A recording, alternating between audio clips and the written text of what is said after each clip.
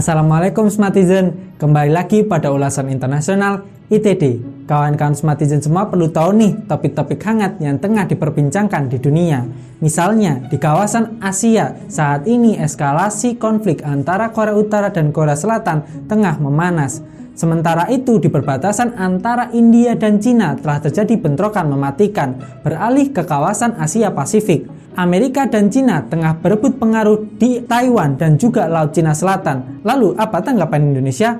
Beralih ke kawasan Timur Tengah. Langkah aneksasi Israel di wilayah Palestina dikecam dunia internasional. Di Lebanon saat ini telah terjadi aksi demonstrasi dan kerusuhan akibat krisis ekonomi.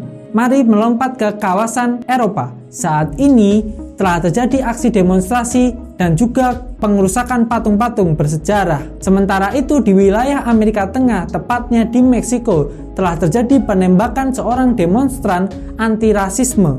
Mau tahu kan infonya? Simak laporan kami. Kim Yo Jong memerintahkan militer Korea Utara meledakkan kantor penghubung antara Korea Utara dengan Korea Selatan. Hal ini menjadi babak baru dalam ketegangan dua negara yang semakin memanas. Selain itu, juru bicara militer Korea Utara menyatakan akan mengerahkan pasukan ke Gunung Kumgang dan Kaesong di perbatasan Korea Selatan. Chong Son-chang, Direktur Sejong Institute Center for North Korean Studies, berpendapat langkah Korea Utara ini akibat Korea Selatan dianggap gagal memberikan solusi perundingan Korea AS agar tetap berlanjut. Pyongyang Washington tengah melakukan konsesi dalam perundingan denuklirisasi. Amerika Serikat dilaporkan juga tengah mengerahkan pesawat pengintainya di atas langit Korea Selatan untuk memantau Korea Utara. India mengumumkan 20 tentaranya tewas dalam bentrokan dengan pasukan Cina pada Senin 15 Juni 2020 di perbatasan Himalaya. Pada hari pertama bentrokan, India melaporkan 3 tentaranya tewas. Namun sehari kemudian jumlahnya bertambah 17 jiwa. Sementara itu, media India memperkirakan 40 tentara Cina tewas. Juru bicara Kementerian Luar Negeri Cina, Zhao Lijian, mengklaim bentrokan terjadi setelah tentara India melintasi perbatasan hingga 2 kali. Sementara Kementerian Luar Negeri India berkata, kedua pihak sebenarnya dapat menghindari korban jiwa jika Cina mematuhi perjanjian perbatasan. Ketegangan India dan Cina di perbatasan ini telah terjadi selama lebih dari 7 dekade. Hubungan Cina dengan Amerika makin memanas setelah Taiwan mengizinkan pesawat pengangkut militer Amerika terbang melintasi langit Taiwan. Langkah ini dituding Cina sebagai tindakan ilegal dan sangat provokatif. Akibat ketegangan yang memuncak, Amerika mengirimkan 3 kapal induk aktifnya ke kawasan Indo-Pasifik. Armada tersebut terdiri dari kapal induk yang mengangkut pesawat serang, helikopter, kapal penjelajah, kapal perusak, dan kapal pendukung lainnya. Sputnik News melaporkan kedua kapal induk bertenaga nuklir USS Naismith dan USS Ronald Reagan berangkat ke Pasifik pada hari Rabu 10 Juni 2020. AS juga mengerahkan USS Theodore Roosevelt dari Guam Pasifik. Pengerahan kapal-kapal induk ini terjadi setelah meningkatnya ketegangan antara Cina dan Amerika di Laut Cina Selatan.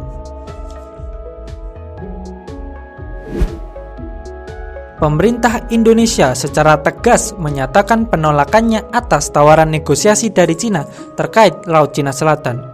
Permintaan negosiasi disampaikan Cina melalui nota diplomatik yang dikirim ke PBB pada 2 Juni 2020. Menanggapi hal itu, Menlu Retno Marsudi menegaskan Indonesia tidak memiliki permasalahan batas wilayah dengan Cina di kawasan perairan Laut Cina Selatan. Menurutnya, tidak relevan untuk mengadakan dialog tentang penetapan batas perairan dengan Cina. Sebelumnya, Indonesia mengirimkan nota diplomatik ke PBB terkait klaim Cina terhadap Laut Cina Selatan. Nota itu berisi sikap Indonesia terkait klaim Cina yang akan berdampak terhadap wilayah zona ekonomi eksklusif. Indonesia juga menolak klaim 9 dash lines atau 9 garis putus-putus dan hak sejarah yang diajukan Cina terhadap wilayah Laut Cina Selatan. Para pakar hak asasi manusia PBB menegaskan rencana Israel mencaplok wilayah tepi barat Palestina melanggar hukum internasional. Mereka juga mendorong negara-negara lain untuk secara aktif menentang langkah Israel, yang mana pencaplokan wilayah adalah pelanggaran serius Piagam PBB dan Konvensi Jenewa. Sejak awal, Palestina menolak proposal rencana aneksasi Israel, sembari mengingatkan dunia bahwa Israel telah melakukan pelanggaran HAM berat sejak 53 tahun yang lalu. Langkah aneksasi Israel telah dikecam berbagai pihak seperti anggota OKI, Uni Eropa, dan juga Indonesia. Demonstrasi besar-besaran dan kerusuhan terjadi di Lebanon. Krisis ekonomi Lebanon telah menyebabkan nilai tukar uang lokal turun drastis hingga 25% hanya dalam 2 hari.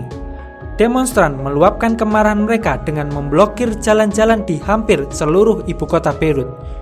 Demonstran juga membakar kantor cabang bank sentral, merusak beberapa bank swasta, dan membakar kendaraan di jalan. Menurut laporan, Palang Merah Lebanon, 33 orang lebih terluka akibat bentrokan antar demonstran dengan pihak keamanan. Lebanon saat ini tengah mengalami lonjakan angka pengangguran tinggi dan pertumbuhan ekonomi yang melambat. Negara itu juga memiliki salah satu rasio utang tertinggi di dunia.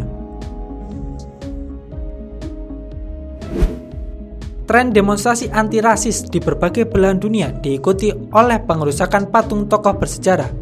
Patung yang dirobohkan adalah sosok bersejarah yang ikut serta dalam menjalankan perbudakan dan rasisme. Di pelabuhan Bristol, Inggris, demonstran merobohkan patung perunggu Edward Colston, seorang penjual budak di abad ke-17. Di Boston, Amerika, patung Christopher Columbus dipenggal kepalanya karena telah melakukan genosida terhadap penduduk pribumi di benua Amerika. Di Antwerp, Belgia, patung Raja Belgia Leopold II dirobohkan oleh demonstran karena catatan kolonialnya yang brutal di bekas koloni Afrika Tengah, terutama Kongo. Di Praha, Ceko, patung pemimpin Inggris di Perang Dunia II Winston Churchill dicoret-coret lantaran kebijakannya atas kematian jutaan jiwa selama krisis kelaparan di Bengal, India pada tahun 1943. Pada Senin malam di Albuquerque, Meksiko, telah terjadi penembakan kepada seorang demonstran. Para demonstran ingin merobohkan patung Juan de Onate, penakluk despotik Meksiko yang memiliki sejarah ketidakadilan ras. Ketika massa berkumpul pada patung tersebut, terdengar suara tembakan yang menjatuhkan seorang pria. Penembakan dilakukan oleh seorang pria yang belum dapat diidentifikasikan. Menurut saksi mata, penembak laki-laki tersebut menggunakan senapan militer. Namun, pihak kepolisian Meksiko telah mengamankan anggota milisi sayap kanan yang sedang berkamuflase dan membawa senjata militer yang diduga sebagai pelaku penembakan.